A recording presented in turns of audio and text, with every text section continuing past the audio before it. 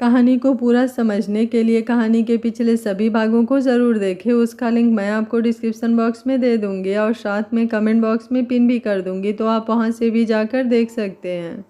रंजना जी की बात सुनकर दृष्टि असमंजस में पड़ गई कि अब वो नील को कैसे मनाए। आखिर शॉपिंग तो उसे भी करनी है शादी के लिए। उसके भी कई शौक, कई ख्वाब थे। अब चाहे नील से बढ़कर उसके लिए कुछ भी नहीं था, लेकिन फिर भी दिल में कहीं ना कहीं तमन्ना थी कि वो भी बाकी सब लोगों की तरह अपनी शादी की तैयारियां करे, खूब इंजॉय करे।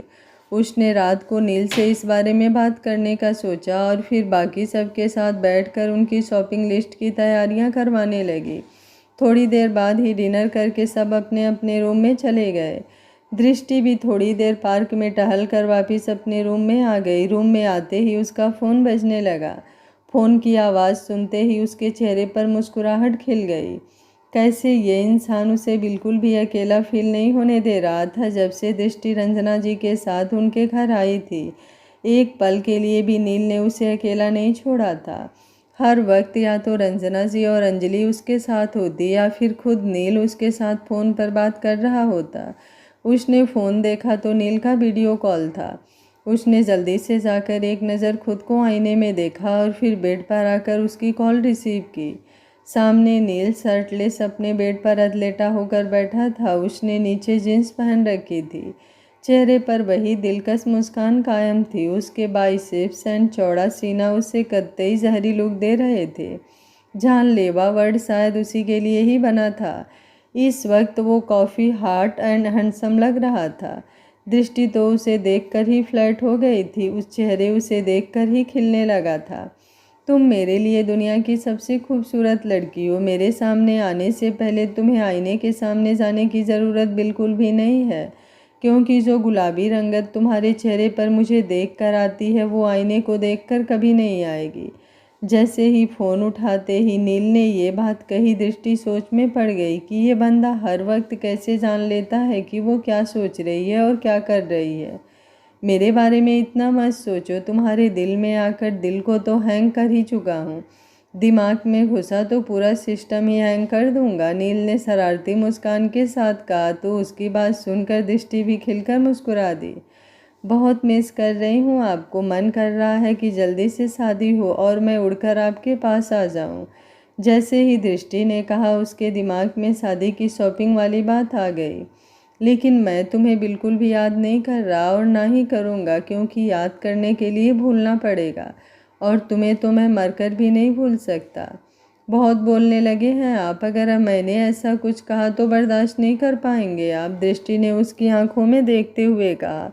उसकी आंखों में एक अलग ही तड़प थी। नील उसके चेहरे के भावों को पढ़ने की कोशिश कर रहा था। गुस्से के साथ कुछ और भाव भी थे उसके चेहरे पर। कहना चाहती हो कुछ? नील ने उसे देखते हुए सवाल पूछा।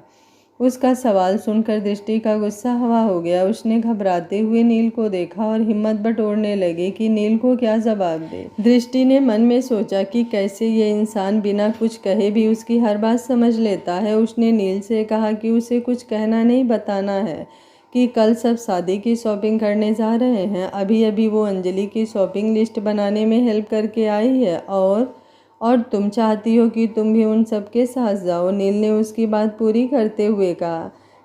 लेकिन अगर आप इजाज़त दे तो ही, दृष्टि ने बिना किसी भाव के कहा। बात मेरी इजाज़त की नहीं है बच्चे। मैं नहीं चाहता कि तुम्हें किसी भी तरह की प्रॉब्लम हो।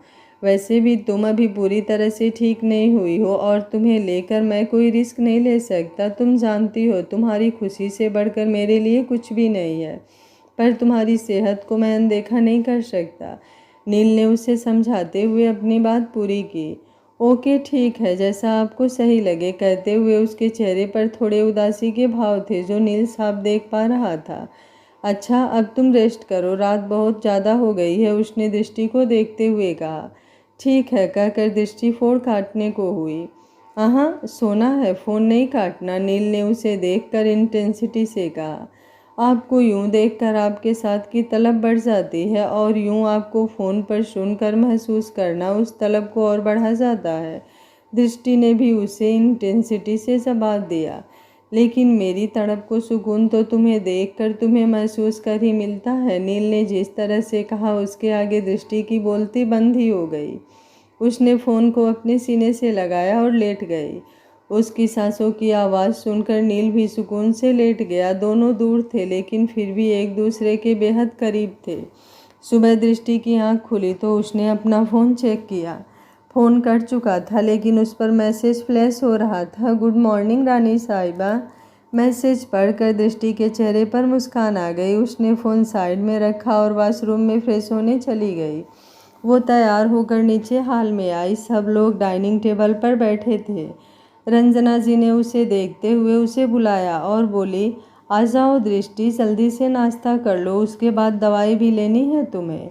जी कहकर दृष्टि डाइनिंग टेबल की तरफ बढ़ गई। सब मिलकर बैठे नाश्ता कर रहे थे। अंजलि ने दृष्टि को देखते हुए कहा, भाभी आप तैयार हैं ना? मैं तो बहुत एक्साइटेड हूँ, मैं तो बहुत एंजॉय करने वाली हूँ आज शॉपिंग में। उसकी बात सुनकर दृष्टि बस मुस्कुराकर रह गई। थोड़ी देर बाद सब अपने अपने रूम में चले गए। दृष्टि जैसे ही अपने रूम की तरफ आई उसकी धड़कनें बढ़ने लगी। उसके दिल में अलग ही हलचल होने लगी। उसे जो महसूस हो रहा था वो तो पॉसिबल ही नहीं था। ये सोचकर उसने अपना सिर झटका और रूम के दरवाजे तक पहुंच गई। उसने जैसे ही गेट खोला किसी ने उसे अंदर खींचा और उसकी आंखों पर हाथ रख जल्दी से दरवाज़ा बंद कर दिया। एक पल के लिए तो दृष्टि बेहद डर गई लेकिन अगले ही पल वो बिना अपनी आंखें खोले और हाथ छुड़वाए सामने वाले खड़े इंसान के सीने से लग गई। उसके उस इंसान के सीने से लगते ही उसने भी दृष्टि का हाथ छोड़ दिया। दोनों की बाहें एक दूसरे के इर्द गिर्द कस गए। दोनों सुकून से एक दूसरे में लिपटे हुए थे। दिल इतनी तेजी से धड़क रहे थे जैसे सीने से बाहर ही निकल जाएंगे।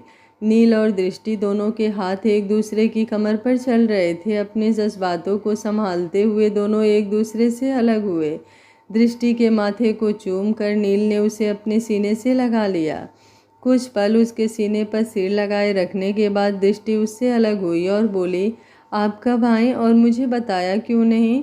नील ने हल्के से उसके गाल चूमे और बोला, सरप्राइज नाम की भी कोई चीज़ होती है। और वो सब छोड़ो, तुम पहले जल्दी से तैयार हो जाओ, हमें अभी इसी वक्त कहीं जाना है। लेकिन कहाँ? दृष्टि ने उससे पूछा तो नील ने जवाब दिया, वो भी सरप्राइज है, चलो जल्दी रेडी होकर आओ। दृष्टि ने अपने कपड़े लिए और वॉशरूम में चेंज करने चली गई। उसके बाहर आने पर नील ने उसे अपने हाथों से रेडी किया और फिर उसके माथे को चूमकर उसका हाथ पकड़कर उसके साथ नीचे आ गया। उन दोनों को साथ देखकर सबके चेहरे पर मुस्कान थी। सबसे बाय बोलकर दोनों घर से बाहर आ गए। दोनों के बैठते ही नील ने अपनी गाड़ी सड़क पर दौड़ा दी। नील का एक हाथ स्टीयरिंग पर तो दूसरा हाथ दृष्टि के हाथों में था। दृष्टि सीट पर आलथी पालथी मार कर नील की तरफ चेहरा करके बैठ गई। थोड़ी देर बाद दोनों की गाड़ी एक 6 मंजिला बिल्डिंग के बाहर रुकी। उस बिल्डिंग को देखकर ही दृष्टि की सांस सूखने लगी। उसके चेहरे पर हैरानी और खुशी के मिले जुले भाव थे। उसने मुस्कुराते हुए नील की तरफ देखा। नील की नज़रें उसी पर थी। उसकी आंखों में नमी आ गई। वो नम आंखें लिए नील की तरफ देखकर बोली, पर आपने तो मना किया था ना शॉपिंग से, और अब खुद ही लेकर आ गए, और लेकर भी वहाँ आए जो मेरा ड्रीम डिज़ाइनर है। सच बताइए, आपको नैना ने बताया ना ये सब? और आपने ये सब सोचा कब? कहते हुए वो वहीं उसके सीने से सट गई।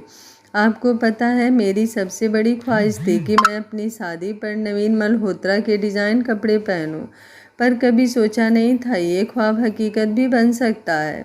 हमेशा ख्वाबों में जीती आई थी मैं, लेकिन आपने मेरी ज़िंदगी में आकर मेरी ज़िंदगी ही ख्वाबों जैसी बना दी। मैंने तुमसे कहा था ना कि तुम्हारी खुशी से बढ़कर मेरे लिए कुछ भी नहीं है। नील ने उसे अपने सीने से लगाए हुए ही कहा, तुम्हारी मायूसी सीना छलना कर देती है मेरा, और मेरे होते हुए तुम्हें मायूस होना पड़े तो मैं ये होने नहीं दूंगा। और जितनी एक्साइटमेंट तुम्हें है उतनी मुझे भी है तुम्हें दुल्हन के रूप में देखने के लिए। अपने नाम के श्रृंगार में तुम्हें सजते हुए देखना चाहता हूँ।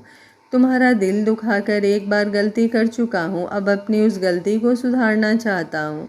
और अगर तुम्हारी ख्वाहिशें ही ना पूरी कर पाऊँ तो क्या फ़ायदा फिर मेरा द नील मल्होत्रा होने का। दृष्टि ने उससे अलग होकर उसकी तरफ देखा तो नील ने अपना हाथ उसके आगे बढ़ा दिया और बोला, चले रानी साहिबा। दृष्टि ने अपना हाथ उसके हाथों में पकड़ा दिया। दूर काले शीशों वाली एक गाड़ी में एक शख्स ने उन्हें यूं देखकर अपना हाथ जोर से स्टीयरिंग पर दे मारा और कर्कश आवाज़ में बोला, पहले तुम सिर्फ मेरी जिद थी, लेकिन अब जुनून बन चुकी हो और अब मैं तुम्हें किसी भी कीमत पर हासिल करके रहूँगा। दृष्टि और नील एक दूसरे का हाथ पकड़े मल्होत्रा राजवाड़ के अंदर आ गए। नील जैसे ही अंदर आया, सामने नवीन मल्होत्रा खुद उनका इंतज़ार कर रहा था। नील को देखते ही वो सीधा नील के गले आ लगा। उसके यूं गले लगने से चौंक कर दृष्टि एक कदम पीछे हो गई तो वो लड़खड़ा ही जाती अगर नील ने उसका हाथ कसकर ना पकड़ रखा होता। नील से गले मिलने के बाद नवीन दृष्टि को हेलो बोला तो वो गले ही लगने वाला था अगर एकदम से नील दृष्टि के आगे आकर खड़ा ना हो जाता तो। नील ने दृष्टि को नवीन से इंट्रोड्यूस करवाया। नील और नवीन दोनों अच्छे फ्रेंड्स थे। नवीन के सारे इवेंट्स नील के होटल्स एंड रिजॉर्ट्स में ही होते थे। यूं ही दोनों की जान पहचान हुई थी और दोनों काफ़ी अच्छे दोस्त बन गए थे। नील ने दृष्टि के कंधे पर अपना हाथ रखा एवं नवीन को देखते हुए बोला, मीट दृष्टि माई वाइफ। दृष्टि ने मुस्कुराते हुए उसे हाय कहा। तुम जानते हो, तुम दोनों को एक साथ देखकर ऐसा लगता है जैसे तुम एक दूसरे के लिए ही बने हो। A perfect couple made in heaven. एक कमरा अंधेरे से घिरा हुआ था लेकिन उसमें लाल रंग की मध्यम रोशनी थी। उस कमरे में हर जगह कांच ही कांच बिखरा हुआ था। एक शख्स सोफे पर लेटा हुआ था। उसके हाथ में जलती हुई सिगरेट थी। उसने कस भरकर धुआं ऊपर की तरफ छोड़ा और बोला, अगर तुम सोच रही हो कि मेरे होते हुए तुम किसी और से शादी करके किसी और की हो जाओगी तो मैं ये हरगिज़ नहीं होने दूंगा। तुम सिर्फ मेरी हो। हर पल तुम्हें चाहा है मैंने, तुम्हें पाने के ख्वाब देखे हैं और मेरे ख्वाबों को चकनाचूर करके तुम किसी और के साथ जियो, ये तो पॉसिबल ही नहीं है। कहते हुए वो अपनी जगह पर उठकर बैठ गया। उसकी आंखें एकदम लाल थी। वो अपने दांत पीसते हुए बेहद भयानक आवाज़ में बोला, अगर तुम मेरी नहीं हुई तो और किसी की भी नहीं हो सकती। कैसे तुम उस नील के सीने से लगी हुई थी। तुम्हें यूं देखकर मेरे सीने में कितनी आग लगी है ये सिर्फ मैं ही जानता हूँ और अगर मैं आग में जल रहा हूँ तो तुम भी उस आग में जलोगी।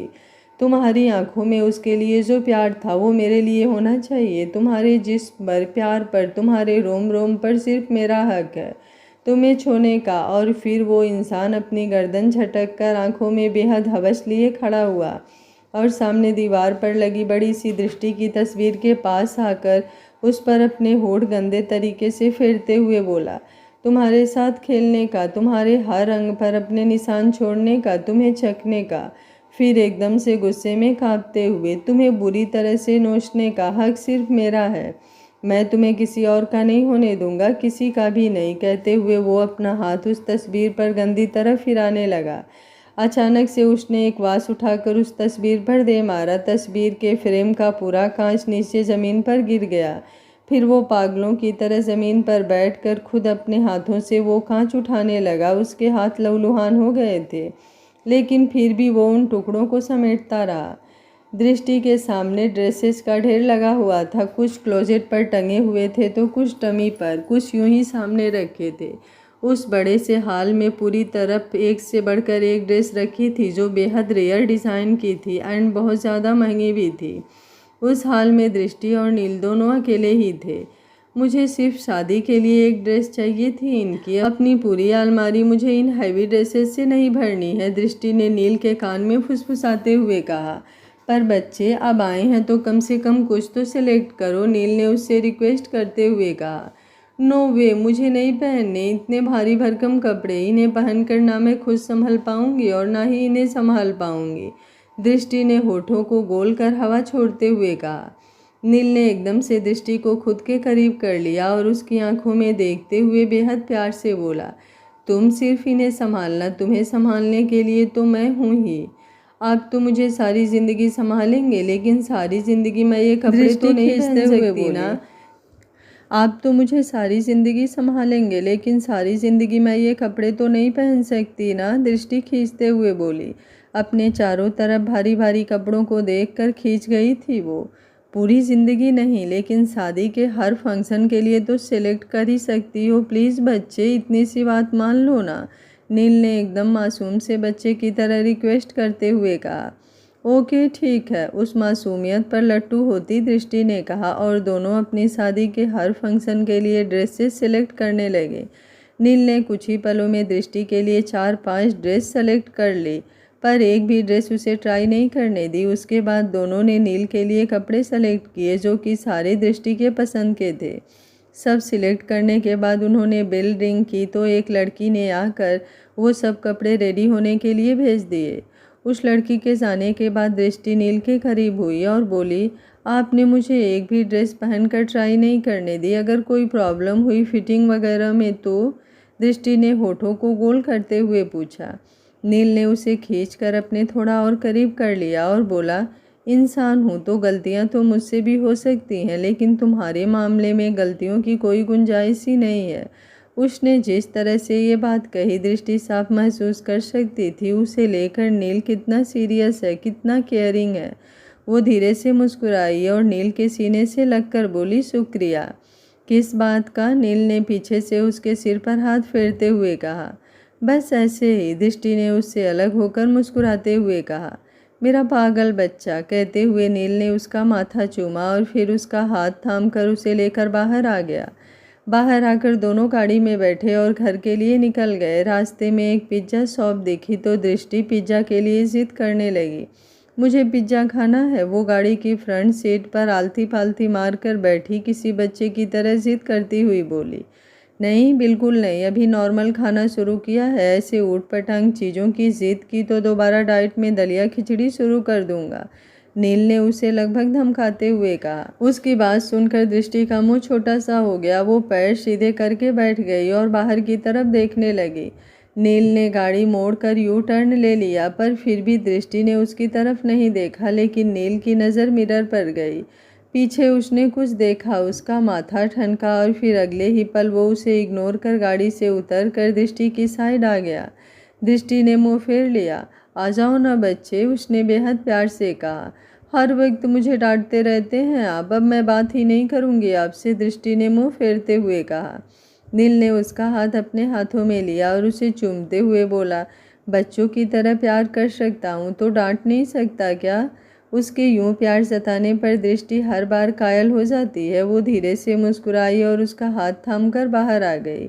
लेकिन दूर खड़े एक शख्स की आंखें जलने लगी। उन्हें यूं देखकर उसकी आंखों के आगे नील के दृष्टि के हाथों को चूमना आने लगा। उसने अपनी गर्दन झटकाई और गहरी गहरी सांसें लेने लगा। उसकी आंखों से साफ पता चल रहा था कि उसने इस वक्त कोई खतरनाक नशा किया हुआ है। दृष्टि और नील जैसे ही दोनों पिज्ज़ा खाकर बाहर निकले। एक आदमी जिसने पूरे ब्लैक कपड़े पहने हुए थे और ब्लैक कलर की हुडी और कैप पहनी थी, एकदम से दृष्टि से टकराने वाला था, लेकिन नील ने दृष्टि को खींचकर दूसरी तरफ कर दिया, जिससे वो इंसान नील से टकरा गया। टकराते ही उसके हाथ में पकड़ी हॉट ब्लैक काफ़ी सारी नील के हाथ पर गिर गई। जितने में नील उस इंसान को कुछ कहता, वो सॉरी बोलकर जल्दी से भाग गया। नील का हाथ थोड़ा झुलस गया था, उस पर छाले पड़ने लगे थे, लेकिन नील को उसकी परवाह नहीं थी। उसके दिमाग में कुछ और ही चल रहा था। अगर तुम्हारे करीब कोई आया तो ना तुम बचोगी ना ही वो इंसान, उस ब्लैक हुड्डी वाले इंसान ने गर्दन झटक कर कांपते हुए कहा और अपनी एक उंगली को अपनी नाक के नीचे बार बार फिराने लगा। नील के हाथ पर गर्म कॉफ़ी गिरने की वजह से उसका पूरा हाथ लाल हो गया था। दृष्टि ने उसका हाथ पकड़ा और उस पर फूंक मारने लगी। दृष्टि उसका हाथ ऐसे देखकर एकदम घबरा गई थी। उसे कुछ सूझ नहीं रहा था। वो जल्दी ही वहाँ एक साइड में लगे वाटर कूलर के पास नील को ले गई और उसका हाथ ठंडे पानी के नीचे कर दिया, उसे कुछ राहत मिले। लेकिन नील को ना ही किसी दर्द का एहसास हो रहा था और ना ही अब उसे कुछ राहत महसूस हो रही थी। उसके दिमाग में तो कुछ और ही चल रहा था। उसका माथा ठनक गया था। उसकी गाड़ी के पीछे जो गाड़ी थी उसमें बैठा शख्स और जो शख्स उससे अब टकराया उसे बहुत जाना पहचाना लग रहा था। उस इंसान के पास गुजरने मात्र से ही नील ने उसे पहचान लिया था। अब बस उसे अपना शक दूर करना था। लेकिन दृष्टि का रो रो कर बुरा हाल था। नील के हाथ में पड़े छाले नील से कहीं ज़्यादा उसे दर्द दे रहे थे। इतने में ही उस पिज्ज़ा कैफ़े के स्टाफ ने उसे दवाई लगा कर दी तो नील के हाथों पर वो दवाई लगाने लगी। मेरे बच्चे, कुछ भी नहीं हुआ मुझे, क्यों रो रही हो? तुम जानती हो ना, तुम्हारा रोना मुझसे बर्दाश्त नहीं होता। नील ने दृष्टि को उसके लिए तड़पते हुए देखा तो उससे कहा, कितना जल गया है आपका हाथ और आप कह रहे हैं कुछ भी नहीं हुआ। आपको बेशक फर्क ना पड़ता हो, लेकिन मुझे दर्द महसूस हो रहा है। उसने रोते हुए उसके हाथ को देखते हुए कहा, मुझे इस जलन से ज़्यादा तुम्हारी आंखों में आंसू देखकर दर्द हो रहा है, और अगर तुम मेरे दर्द को बढ़ाना नहीं चाहती तो अब तुम्हारी आंखों में एक भी आंसू नहीं आना चाहिए। नील ने दृष्टि के आंसुओं को पोंछकर उसके गाल पर अपना हाथ टिकाते हुए कहा। दृष्टि का रोना बंद हो गया था। नील उसके साथ बाहर आया और घर के लिए निकल गया। पूरे रास्ते दृष्टि अपनी सीट पर बैठी ही एक साइड से नील के सीने से लगी रही। आंखें भारी होने के कारण उसे जल्द ही नींद आने लगी। घर पहुंचते पहुंचते वो सो चुकी थी। नील ने उसे अपनी गोद में उठाया और अंदर घर के लेकर आ गया। घर में सब उसे यूं देख कर एक पल को डर गए, लेकिन नील ने उन्हें इशारे से समझाया तो सब शांत हो गए। नील उसे उसके कमरे तक ले गया। उसे बेड पर सुलाकर उसने उसका माथा हल्के से चूमा और रूम से बाहर आने को हुआ, पर फिर अगले ही पल कुछ सोचकर अपने शूज उतार कर उसके साथ ही लेट गया। थोड़ा सा अपनी तरफ खींचकर उसे अपनी बाहों में समेट लिया और आंखें बंद कर ली। पूरी रात आंखें बंद कर वो यूं ही लेटा रहा। एक पल के लिए भी उसे नींद नहीं आई। दिमाग में बहुत सी उधेड़-बुन चल रही थी। इंतज़ार था उसे सुबह होने का। सुबह दृष्टि की आंख पहले खुली। आंखें खुलते ही सामने नील का चेहरा देखकर वो एकदम से चौंक गई। अगले ही पल उसे कल का भी हुआ सब याद आ गया। उसने एक झटके से उठकर नील का हाथ देखा। घाव पहले से काफ़ी ठीक था। उसकी आंखें नम हो गई। जब कोई किसी को बेहद मोहब्बत करे तो उसे लगी एक खरोच भी उस इंसान को तड़पा जाती है। दृष्टि ने उसके हाथ पर अपने कांपते होंठ रख दिए। वो नील के चेहरे को देखने लगी। कुछ पल उसे देखने के बाद वो दोबारा से उसके सीने पर सिर रखकर लेट गई और आंखें बंद कर ली। कैसे जो इंसान फ़ोन पर भी उसके उठने की आहट पहचान जाता है, वो पास होकर भी क्यों नहीं जान पाया। उसे नील को देखकर मन में बेचैनी सी हो रही थी कि कहीं कुछ बात तो है जो शायद नील को परेशान कर रही है। उसने आंखें बंद की तो नील ने अपनी आंखें खोली और उसे देखने लगा। पूरी रात सोया नहीं था वो। मन किसी बात पर अटका था तो बस उसी के बारे में सोचता रहा। सारी रात दृष्टि को सोते हुए निहारता रहा। जब दृष्टि ने थोड़ी हलचल की तो उसने झट से आंखें बंद कर ली। अब जब उसने दोबारा आंखें बंद की तो नील ने आंखें खोलकर उसे देखा। दृष्टि को महसूस हुआ तो उसने भी आंखें खोल ली। दोनों एक दूसरे को देख रहे थे। जहाँ दृष्टि की आंखें पूरी रात सुकून से सोने के बाद भी अलसाई सी थीं। नील की आंखें ना सो पाने के कारण भरी और लाल थीं, जो वो दृष्टि से छुपाने की कोशिश कर रहा था। पर अगर नील दृष्टि को उसकी सांसों की आवाज़ से ही महसूस कर सकता है तो दृष्टि भी उसे उससे बेहतर जानती थी। बिना उसके कुछ कहे या बताए उसके दिल की बेचैनी को समझ सकती थी। वो एकटक उसे देख रही थी। नील सरक कर बिल्कुल उसके करीब हो गया। दृष्टि उसे देखते हुए बोली, गुड मॉर्निंग। गुड मॉर्निंग मेरी रानी साहिबा। नील ने बेहद प्यार से उसे जवाब दिया और हल्के से उसके गाल को चूम लिया। दृष्टि की उंगलियां नील के पेट पर चल रही थी। नील ने उसका हाथ पकड़ा और बोला, गुदगुदी हो रही है, मत करो ना बच्चे। क्या करूं? मेरे हाथ मेरे कहने से रुकते ही नहीं, अपनी ही मनमानी करते हैं। बड़े बेईमान हो गए हैं आजकल। दृष्टि अपना हाथ उससे छुड़वा कर शैतानी मुस्कुराहट मुस्कुराते हुए बोली। नील एक झटके में पलटकर दृष्टि के ऊपर आ गया और बोला, अब अपने हाथों को करने दो अपनी मनमानी। अब मेरा ईमान भी डोल गया, जिसे संभालना मेरे बस में नहीं। कहते हुए वो दृष्टि के ऊपर झुकने लगा। मत करिए ना प्लीज़, नीचे सब हमारा इंतज़ार कर रहे होंगे, हमें चलना चाहिए। कहते हुए उसने हल्का सा चेहरा फेर लिया। नील ने अपने हाथों से उसका चेहरा अपनी तरफ किया और उसकी आंखों में देखते हुए बेहद मदहोशी भरी और दिलकश आवाज़ में बोला, अब फेरना इस चेहरे को। उसके यूं करीब होने और इतनी मदहोशी भरी आवाज़ सुनकर ही दृष्टि के रोंगटे खड़े हो गए। उससे अपनी निगाहें झुका ली, पर चेहरा नील के सामने ही रखा।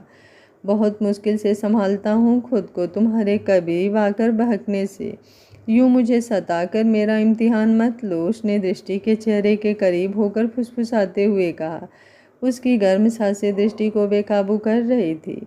शादी में सिर्फ कुछ ही दिन बाकी हैं, उसके बाद ना कभी आपको रोकूंगी ना कभी खुद रुकूंगी। दोनों एक दूसरे में बहक कर एक दूसरे को संभालेंगे। अपनी उफान भरी सांसों को काबू करते हुए दृष्टि ने भी धीरे से कहा। उसका चेहरा अब भी नील के चेहरे के बिल्कुल करीब था। नील ने उसके माथे से अपना माथा लगा लिया और बोला, तुम्हारे लिए पूरी ज़िंदगी भी इंतज़ार कर सकता हूँ, फिर ये कुछ दिन तो कुछ भी नहीं, पर तुमसे यूं दूर रहना बहुत मुश्किल है। तुम तो यहाँ आ गई, लेकिन मेरी रूह का सुकून अपने साथ ही ले आई। थोड़ा सा वो सुकून ले लेने दो, कहकर उसने होठ उसकी गर्दन पर रख दिए। दृष्टि एकदम से सिहर उठी, पूरे बदन में एक करंट सा दौड़ गया। बेडशीट मुट्ठियों में कस गई। जो सांसें मुश्किल से काबू की थी फिर से उफान भरने लगी। उसकी कभी महसूस कर नील ने अपने दोनों हाथों से उसके हाथ जोड़ लिए। नील ने दृष्टि की आंखों में देखते हुए पूछा, इस शादी के क्या मायने हैं तुम्हारे लिए? दृष्टि अचानक उसके ऐसे सवाल से चौंक गई। उसने खुद को काबू किया और बोली, अधूरी हूँ इसके बिना। जो कस्में और वादे मजबूरी में सुने थे, अब उन्हें दिल में आपकी अथाह मोहब्बत लेकर आपके हाथों में हाथ डाल सुनना और ताउम्र निभाना चाहती हूँ। नील ने मुस्कुराकर उसे देखा और बोला, अगर एक कदम भी और आगे बढ़ा देता तो शायद फिर खुद को रोक नहीं पाता। तुमसे दूरी इस दिल को बर्दाश्त नहीं है, लेकिन ये शादी अगर हम दोनों के लिए बहुत मायने रखती है तो मैं ऐसा कुछ नहीं करना चाहता जिसके लिए तुम्हें बाद में गिल्टी फील हो। हमारे हर पल को बेहद खास और अजीज बनाना चाहता हूँ। उसके लिए खुद को थोड़ा तड़पाना भी मंजूर है। तुम्हारे लिए तड़पने में भी अलग ही मज़ा है। कहते हुए वो उसके माथे को चूम कर उससे अलग हुआ। दृष्टि मुस्कुराते हुए उसे देख रही थी। उसे नाज था अपनी मोहब्बत पर, जो उसे और उसकी ख्वाहिशों को इतनी तवज्जो देता था, उसकी हर बात को इतना मान देता था। दृष्टि एकदम से उठी और नील के ऊपर चढ़कर बैठ गई। नील उसकी इस हरकत से हैरान रह गया। वो कुछ कहता या करता उससे पहले ही दृष्टि ने उसका चेहरा अपने हाथों में लिया और उसके गालों पर, माथे पर, नाक पर, होठों पर हर जगह चूमने लगी। वो लगातार उसे चूमती रही और फिर उसके सीने से लग गई और एक गहरी सांस छोड़ते हुए बोली, शुक्रिया। नील ने उसके सिर पर हाथ रखा और बोला, किस लिए? बस यूं ही, दृष्टि ने जवाब दिया और सुकून से उसके ऊपर ही लेट गई। नील ने भी उसे अपनी बाहों में भर लिया। थोड़ी देर बाद दोनों नहाकर नीचे हाल में आए। सब ब्रेकफास्ट के लिए उन्हीं का इंतज़ार कर रहे थे। हंसते मुस्कुराते हुए सबने थोड़ा समय एक साथ बिताया और शादी की तैयारियों के बारे में बातें करते रहे। तभी एक नौकर 2 सूटकेस लेकर अंदर आया। सबने इतने बड़े बड़े सूटकेस देखे तो सबका ध्यान दरवाजे की तरफ चला गया, लेकिन दरवाजे से तो कोई अंदर ही नहीं आया। सब लोग हैरानी से उस नौकर की तरफ देखने लगे, लेकिन वो नौकर नील की तरफ देख रहा था। वो नौकर नील की तरफ देखते हुए बोला, नील बाबा, बाहर आपका ड्राइवर आपका सारा सामान लेकर आया था और उन्होंने ये सारा अंदर रखवाने के लिए बोला है। हाँ हाँ, ये सारा सामान ऊपर वाले गेस्ट रूम में ले जाओ, नील अपनी जगह से खड़े होते हुए बोला।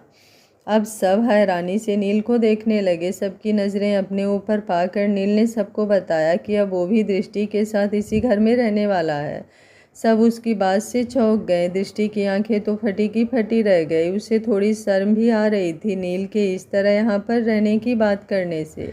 नौकर उसकी बात सुनकर सामान ऊपर वाले गेस्ट रूम में ले गया तो आदि नील की तरफ देखकर गुनगुनाने लगा, अरे हमसे तो ना होगा भैया, बीबी के बिना रहना। जो बीबी जाएगी मायके, हम साथ ही चलेंगे, हम घर जमाई बनेंगे, हम घर जमाई बनेंगे। नील ने उसे घूर कर देखा। रंजना जी भी आदि को देखने लगी और बोली, क्यों छेड़ रहा है बेचारे को? पहले ही बीबी से दूरी के गम से सताया हुआ है, अब तेरी बातें जले पर नमक का काम करेंगी। आदि नील को देखकर मुस्कुराना लगा, जैसे उसे चिढ़ा रहा हो।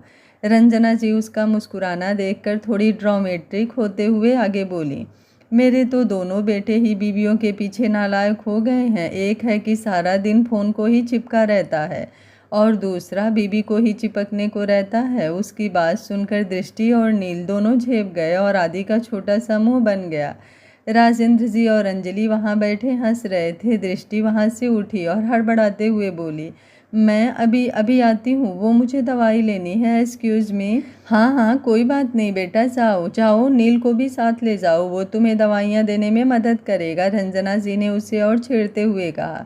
उनकी बात सुनकर दृष्टि वहाँ से ऐसे भागी जैसे कोई चोर पुलिस वाले को देखकर भागता है।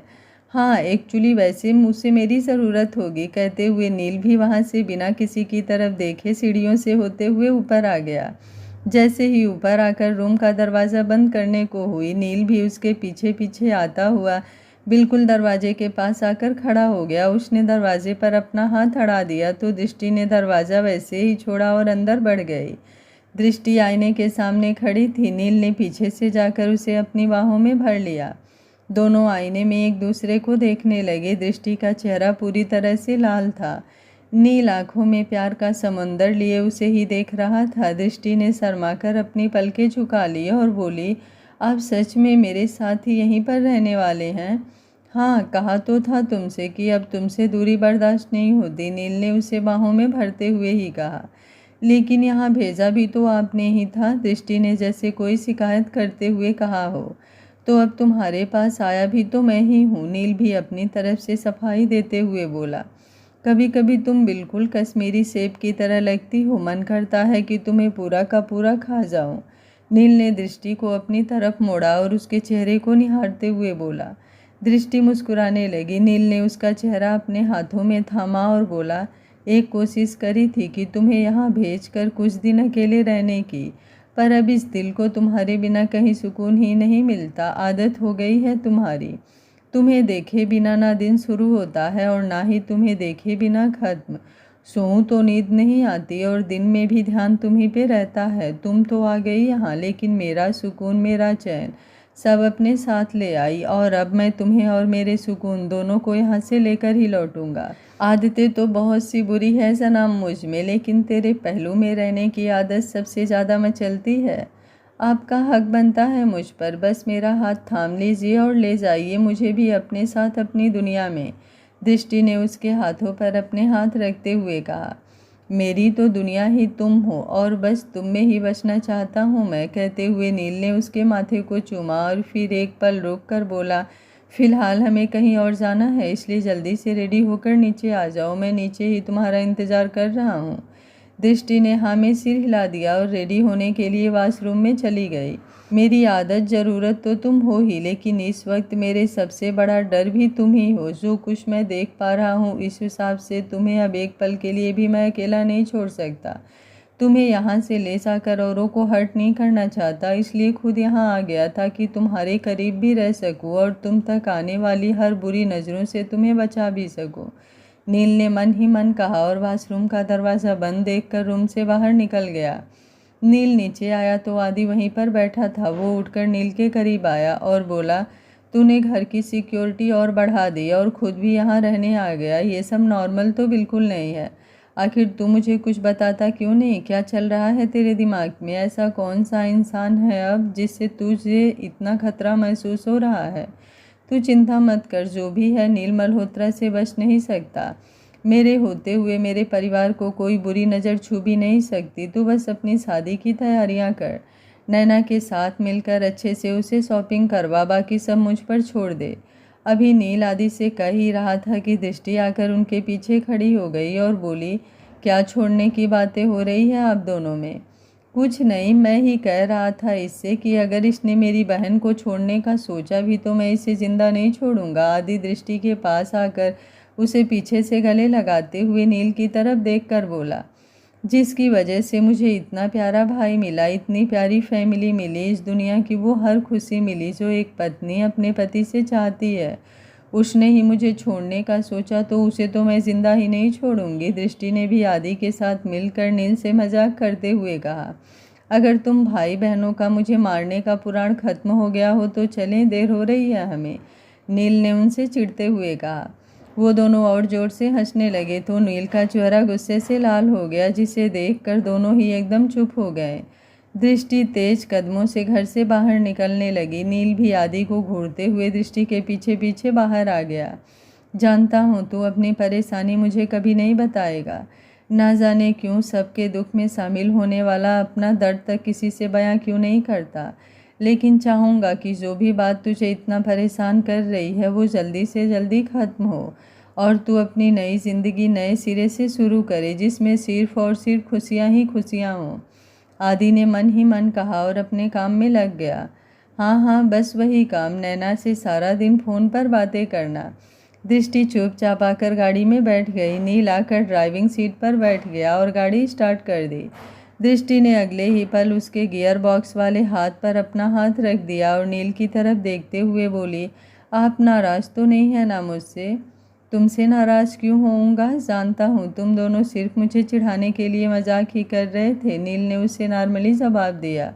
उसका सवाल जवाब सुनकर दृष्टि के चेहरे के भाव एकदम से बदल गए। वो नील की तरफ बढ़ी और उसकी शर्ट को अपनी मुट्ठियों में कसते हुए बोली, मजाक नहीं कर रही थी मैं। अगर आपने मुझे छोड़ने का सोचा भी तो ना ही मैं आपको जिंदा छोड़ूंगी और ना ही खुद जिंदा रहूंगी। आपको तबाह करके खुद भी फना हो जाऊंगी आपकी मोहब्बत में।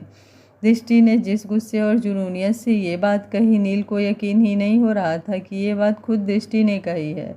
उसने एक झटके से अपनी गाड़ी रोक दी और दृष्टि की मुट्ठियों पर अपने हाथ रखते हुए बोला, रिलैक्स मेरे बच्चे, रिलैक्स। मैं कभी तुम्हें छोड़ना तो दूर, तुम्हें छोड़ने के बारे में सोच भी नहीं सकता।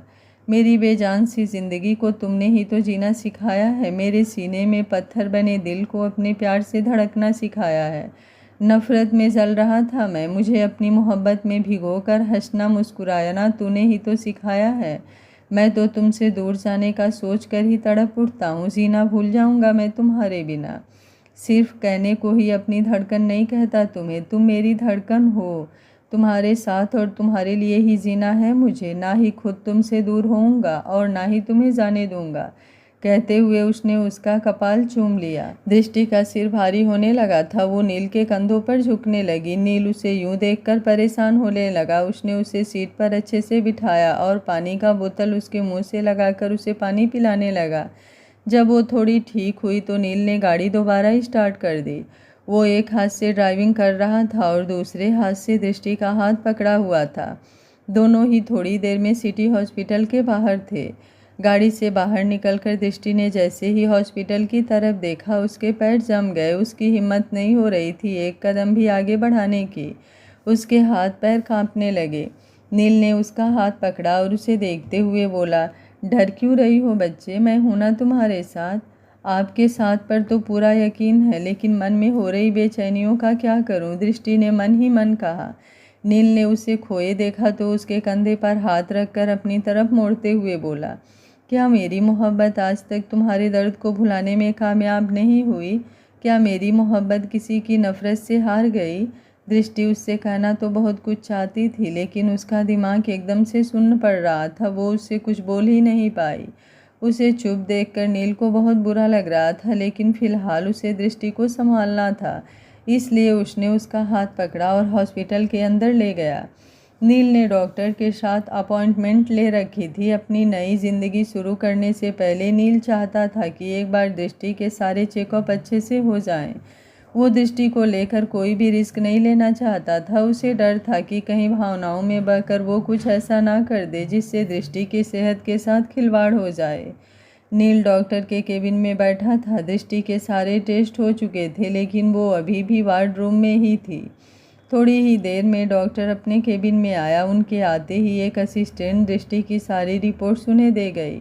डॉक्टर ने सारी रिपोर्ट्स चेक की और फिर नील को देखकर बोले, देखिए मिस्टर नील, वैसे तो मिसेज मल्होत्रा काफ़ी हद तक रिकवर कर चुकी हैं, लेकिन अभी भी शायद उन्हें थोड़ा मेंटल स्ट्रेस है, जिसकी वजह से शायद वो अपनी मैरिड लाइफ स्टार्ट करने में थोड़ी अनकंफर्टेबल होंगी और इसी वजह से उन्हें आगे जाकर कुछ सीरियस इश्यूज भी हो सकते हैं। मेरी माने तो आपको अभी भी उनसे थोड़ी दूरी बनाकर रखनी होगी। फिलहाल के लिए मैं उन्हें कुछ दवाइयाँ दे रहा हूँ, आप उन्हें थोड़ा वक्त और प्रॉपर ट्रीटमेंट दीजिए। वो जल्द ही ठीक हो जाएंगे। और एक सलाह और है आपके लिए, अगर आप माने तो आप कुछ दिनों के लिए एक पर्सनल लेडीज़ हेल्पर उनके लिए रख दीजिए, जो कि मैं भी आपको इश्यू कर सकता हूँ। इससे भी उन्हें मेंटली रिकवर करने में थोड़ी मदद मिलेगी। डॉक्टर की बात सुनकर नील ने गहरी सांस छोड़ी और बोला, ठीक है, आप एक हेल्पर अपॉइंट कर दीजिए। अगर वो चाहें तो अभी हमारे साथ हमारे घर जा सकती हैं। ठीक है, मैं अभी सारी अरेंजमेंट करवा देता हूँ। जैसे ही उस डॉक्टर ने कहा, नील केबिन से उठकर वार्ड रूम की तरफ चला गया। मन में अलग ही बोझ सा लग रहा था। आज उसे ना जाने कितने ही इम्तिहानों से गुजरना बाकी था उनकी मोहब्बत को। नील के जाते ही डॉक्टर के केबिन में डॉक्टर के सामने टेबल पर रखे फ़ोन पर एक मैसेज फ्लैश हुआ, जिसे पढ़कर उसके चेहरे पर एक रहस्यमयी मुस्कान तैर गई। उस डॉक्टर ने किसी को फ़ोन किया और अपने केबिन में बुलाया। थोड़ी ही देर में एक लेडीज नर्स उस केबिन में आई और आते ही उस डॉक्टर की गोद में बैठ गई। डॉक्टर अपने हाथों से उसके चेहरे को छूते हुए बोला, तुम जानती हो ना वंदना, तुम्हें क्या करना है। उस लेडीज नर्स के चेहरे पर एक शैतानी मुस्कुराहट तैरने लगी। वो अपनी जुल्फ़ों के साथ खेलती हुई बोली, टेंशन मत लीजिए, वही होगा जो आप चाहते हैं, बस मेरी पेमेंट टाइम पर हो जानी चाहिए। पेमेंट के साथ साथ तुम्हें और भी बहुत कुछ टाइम पर मिलता रहेगा। जैसे ही उस डॉक्टर ने कहा, दोनों एक शैतानी हंसी हंसने लगे। पूरे कमरे में सिर्फ और सिर्फ अंधेरा छाया हुआ था। हल्की सी लाल रोशनी में एक इंसान का चेहरा हल्का हल्का दिखाई दे रहा था। उसके आसपास कई तरह के खाली इंजेक्शंस, दवाइयों की शीशियाँ, शराब की बोतलें और जली हुई सिगरेट पड़ी थी। पूरे कमरे में शराब और सिगरेट की बदबू फैली हुई थी। उसके हाथ में एक फ़ोन था जिसमें दृष्टि की तस्वीरें थी। उसने उस तस्वीर पर हाथ फेरा और गर्दन झटक कर एक व्यंग भरी मुस्कान देते हुए बोला, बस कुछ दिन और, बस कुछ दिनों की ही दूरी बाकी है, उसके बाद तुम खुद ब खुद मेरे करीब आ जाओगे। उस इंसान का हाथ काँप रहा था। वो तस्वीर को देखते हुए बोला, देखो कैसे तड़प रहा हूँ मैं तुम्हारे बिना, लेकिन तुम्हें मेरी तड़प का कोई एहसास ही नहीं। तुम्हें तो बस हर पल वो नील मल्होत्रा ही दिखाई देता है, लेकिन अब से तुम सिर्फ मुझे महसूस करोगे। तुम्हें सिर्फ और सिर्फ मैं ही दिखाई दूंगा। उस नील मल्होत्रा से तुम्हें दूर करके सिर्फ उसकी मोहब्बत ही नहीं, उसका सब कुछ छीन लूँगा मैं। जितना प्यार मैं तुमसे करता हूँ, उतना ही नफ़रत उससे करता हूँ। जैसे मैं तुम्हारे लिए तड़प रहा हूँ, वो भी तड़पेगा। बहुत घमंड है ना उसे अपनी दौलत शोहरत का, अपने नाम और रुतबे का। अब बहुत जल्द वो मेरे सामने रोएगा, गिड़गिड़ाएगा, तुम उसके सामने ही मेरी बाहों में होगी। मैं तुम्हें जी भर कर प्यार करूँगा और वो नील कुछ भी नहीं कर पाएगा। कहते हुए उसने दृष्टि की तस्वीर को अपने होठों से चूम लिया। डॉक्टर के केबिन से निकलकर नील सीधा दृष्टि के पास वार्डरूम में गया। दृष्टि वहाँ पर उसी का इंतज़ार कर रही थी। वो नील को देखते ही उसके सीने से लग गई और बोली, प्लीज़ चलिए अब यहाँ से घर पर, आप दवाइयाँ कम देते हैं जो अब यहाँ दवाइयाँ और इंजेक्शन लगवाने आ गए हैं। मेरे बच्चे, ये सब ज़रूरी था। तुम्हें अच्छे से शादी एंजॉय करनी है ना, तो उसके लिए पूरी तरह से फिट एंड फाइन तो होना ही पड़ेगा। बस ये सब उसी के लिए हो रहा है। नील ने उसके सिर पर हाथ फेरते हुए कहा, आपको डॉक्टर ने अपने केबिन में बुलाया है। एक नर्स ने आकर उन्हें कहा तो दोनों एक दूसरे से अलग हुए। दृष्टि का हाथ थाम कर नील डॉक्टर के केबिन की तरफ बढ़ गया। डॉक्टर के केबिन में डॉक्टर के अलावा एक नर्स भी खड़ी थी। उन्हें देखकर उस डॉक्टर ने इशारा किया और नील से बोले, ये है मिस वंदना, आज के बाद ये मिसेज मल्होत्रा के साथ ही रहेंगी, उनकी सेहत का पूरा ध्यान रखेंगी। सुना है आप जल्द ही शादी करने वाले हैं, तो शादी को लेकर भी कई बार लड़कियां स्ट्रेस ले लेती हैं। ऐसे वक्त पर इनके साथ किसी का हर पल होना बहुत ज़रूरी है। मिस वंदना हमेशा इनके साथ ही रहेंगी और आज ही आपके साथ आपके घर भी जाएंगे। डॉक्टर की बात सुनकर दृष्टि ने हैरानी से नील की तरफ देखा। मैं ठीक हूँ, अब मुझे किसी भी दवाई या किसी की भी हेल्प की ज़रूरत नहीं है। फिर ये सब क्यों? उसने चिढ़ते हुए नील से पूछा। बेटा ज़रूरी है, इसलिए तो ये सब कर रहा हूँ। क्या तुम्हें मुझ पर भरोसा नहीं? नील ने उसका हाथ थामते हुए कहा, आप पर तो खुद से भी ज़्यादा भरोसा है, लेकिन अब इन सब दवाइयों से चिढ़ होने लगी है मुझे। देख रहे हैं ना, मुझे अच्छी तरह से चल फिर सकती हूँ, कहीं भी जा सकती हूँ, पूरी तरह से ठीक हूँ मैं। बस कुछ दिन और, उसके बाद तुम्हारी ये सारी दवाइयाँ बंद हो जाएंगी। नील ने दृष्टि की बात को बीच में काटते हुए ही कहा, सिर्फ थोड़े दिन के लिए मेरी बात मान लो ना बच्चे, प्लीज़।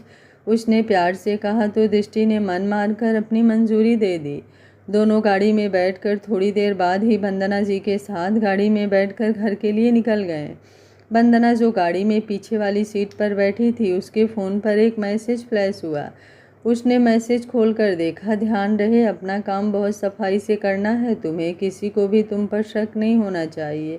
थोड़े ही दिन बचे हैं, इन्हीं दिनों में तुम्हें अपना पूरा काम करना है। डोंट वरी, वंदना अपना कोई भी काम कभी बीच में नहीं छोड़ती, ये काम भी अपने टाइम पर कंप्लीट हो जाएगा। उसने मैसेज टाइप किया और उसी नंबर पर सेंड कर दिया। एक सातिर सी मुस्कान उसके चेहरे पर आई, लेकिन उसने जल्द ही अपने चेहरे के भाव नॉर्मल कर दिए।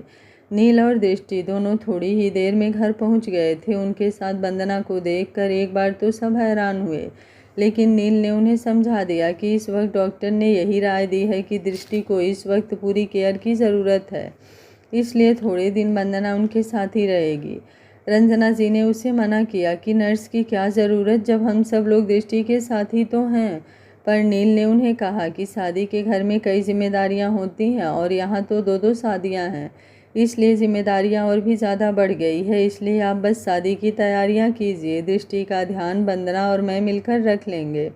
उसके आगे रंजना जी कुछ कह नहीं पाई। नील ने वंदना को अलग रूम में रुकवा दिया और खुद दृष्टि के साथ उसके रूम में चला गया। दृष्टि का सिर फिर से भारी होने लगा था। वो बार बार अपने सिर पर हाथ लगाए जा रही थी। उसे इस तरह परेशान देखकर नील ने बेड पर उसे बिठाया और उसके चेहरे को अपने हाथों में थामते हुए बोला, क्या हुआ बच्चे, कुछ परेशानी है क्या? दृष्टि ने अचानक से उसके हाथों को झटक दिया और खींचते हुए बोली, मेरा सिर दर्द हो रहा है, मुझसे बर्दाश्त नहीं हो रहा। उसके इस तरह हाथ झटकने से नील एकदम चौंक गया। उसने दोबारा से दृष्टि का चेहरा अपने हाथों में लिया और बोला, कोई बात नहीं, अभी दवाई दे देता हूँ, थोड़ी देर में दर्द ठीक हो जाएगा, दवाई लेकर थोड़ी देर रेस्ट कर लेना। दृष्टि ने उसका हाथ फिर झटक दिया और बोली, मुझे कोई दवाई नहीं लेनी, मुझे बस थोड़ी देर आराम करना है, प्लीज़ आप मुझे थोड़ी देर के लिए अकेला छोड़ दीजिए। बच्चे, बिना दवाई के सिर दर्द ठीक कैसे होगा? नील ने उसे समझाते हुए कहा।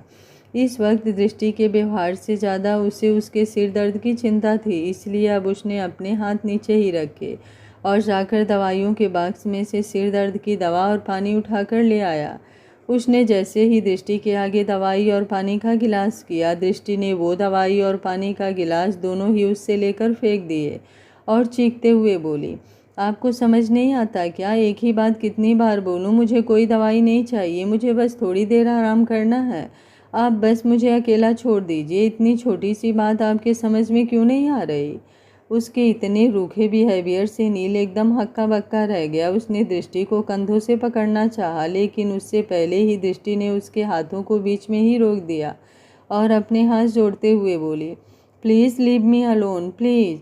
उसे यूं देखकर नील एकदम सुन्न रह गया। उसकी आंखों में नमी आ गई। उसने धीरे से कांपते होठों से कहा, बच्चे। अभी वो और कुछ भी बोला नहीं, उससे पहले ही दृष्टि वहाँ से खड़ी हुई और बोली, ठीक है, आपको नहीं जाना तो मैं ही चली जाती हूँ। जैसे ही वो आगे बढ़ने को हुई, नील ने उसका हाथ पकड़ लिया और बोला, ठीक है बच्चा, मैं जा रहा हूँ, लेकिन तुम यहीं पर रेस्ट करो, मैं यहीं रूम के बाहर ही हूँ, जब भी मेरी ज़रूरत हो बस एक आवाज़ लगा देना।